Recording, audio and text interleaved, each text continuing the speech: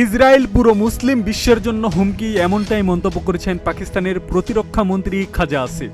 ইসরায়েলের বিরুদ্ধে এক ঐক্যবদ্ধ সামরিক জোট গড়ে তোলারও আহ্বান জানিয়েছেন পাকিস্তানের প্রতিরক্ষা মন্ত্রী। শনিবার ৮ আগস্ট তুরস্ক ও সৌদি আরবের সাথে দেশের ঐতিহাসিক প্রতিরক্ষা চুক্তি স্বাক্ষরের পর জিও নিউজকে দেওয়া এক সাক্ষাৎকারে তিনি এ আহ্বান জানান।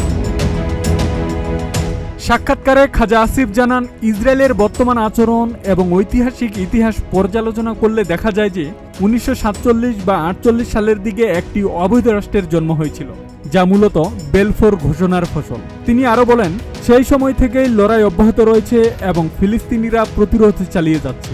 তাই এই পরিস্থিতি মোকাবেলা করতে পুরো ইসলাম বিশ্বকেই একসাথে এগিয়ে আসতে হবে এবং এ বিষয়ে কোনো দ্বিমতের অবকাশ নেই।